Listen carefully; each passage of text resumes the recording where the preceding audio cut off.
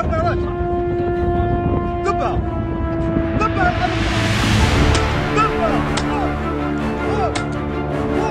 वालेकुम दोस्तों, दुबई से लेकर कुवैत, तेल अवीव से लेकर बगदाद तक पूरे मिडल ईस्ट में इस वक्त धमाके, आग और अफरा तफरी की तस्वीरें सामने आ रही है। कहीं जहाज को निशाना बनाया गया, कहीं ड्रोन पर गोली चली है, कहीं पूरी इमारतें मलबे में तब्दील हो गई हैं और कहीं अमेरिकी फौजी ठिकाने पर धुएं के बड़े बड़े गुब्बार लगातार देखने को मिल रहे हैं।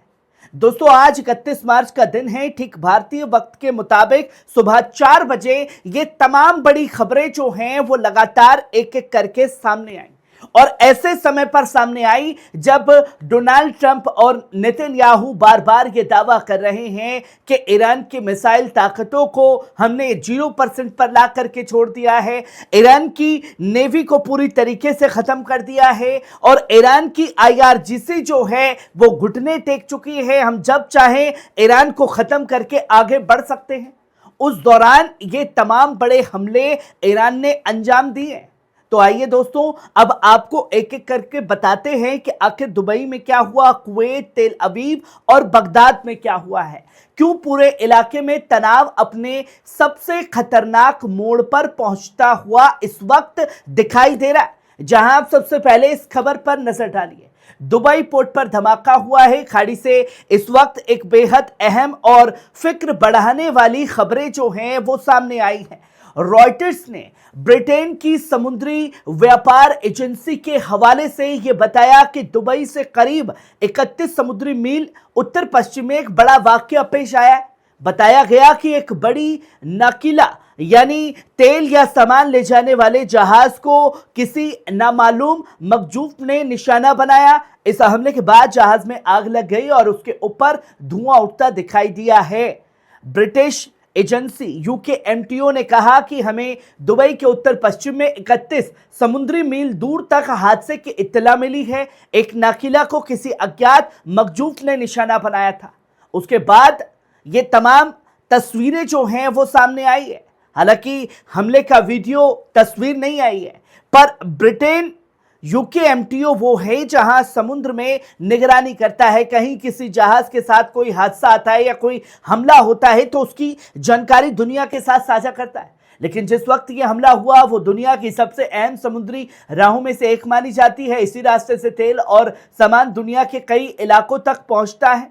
अगर हालात ऐसे ही बिगड़ते रहे तो पूरे मिडिल ईस्ट में बेचैनी बढ़ सकती है और जहाजरानी पर भी असर इसका पड़ सकता है।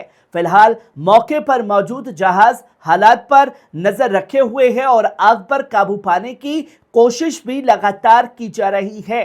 दोस्तों, अब सबकी नजर इस बात पर है इस हमले के पीछे कौन है और क्या आने वाले घंटों में हालात और ज्यादा संगीन होने वाले हैं।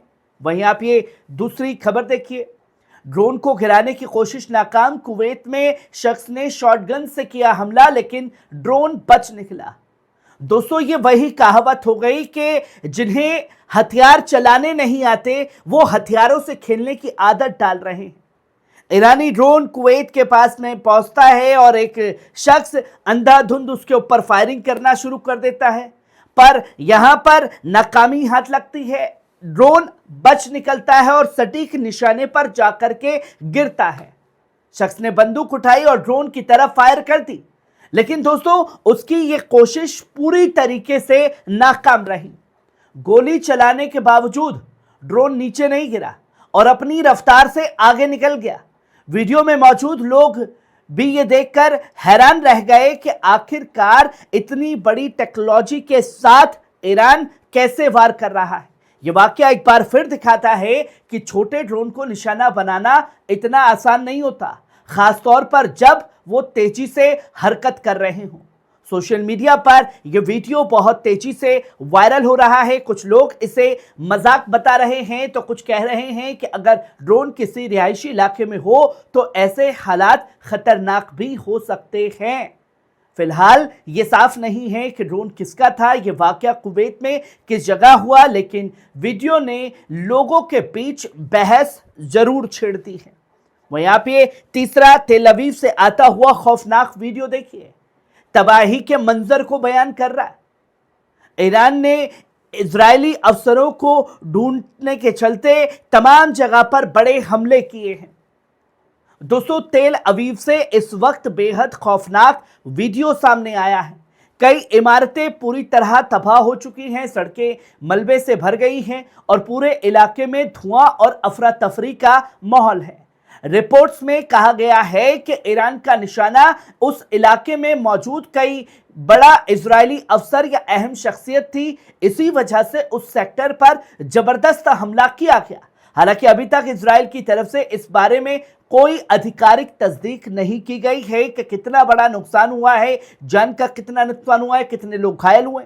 बताया जा रहा है कि हमले के बाद कई इमारतें जमींदोज हो गई और आसपास के दर्जनों मकानों को भी भारी नुकसान पहुंचा है। राहत टीमें मौके पर मौजूद हैं और मलबे में दबे लोगों को निकालने की कोशिश कर रही है।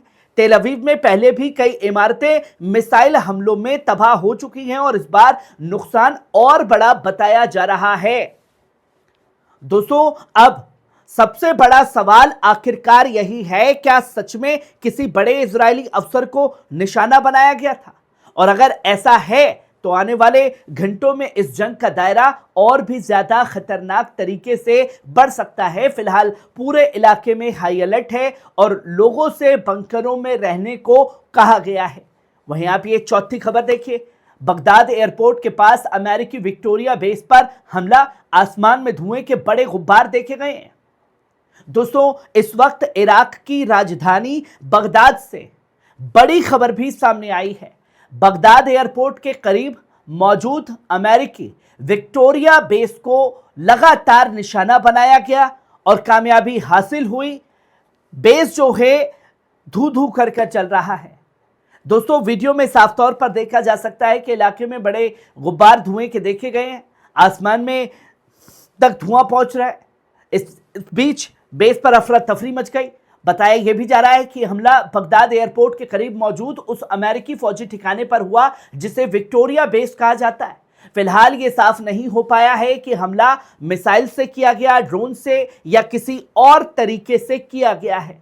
दोस्तों, अभी तक किसी तंजीम ने हमले की जिम्मेदारी नहीं ली है, लेकिन जिस तरह से पिछले कुछ दिनों से इराक, सीरिया और पूरे मिडिल ईस्ट में हालात बिगड़ते जा रहे हैं, उसे देखकर यह माना जा रहा है कि यह हमला इलाके में बढ़ते तनाव का एक बड़ा हिस्सा भी हो सकता है।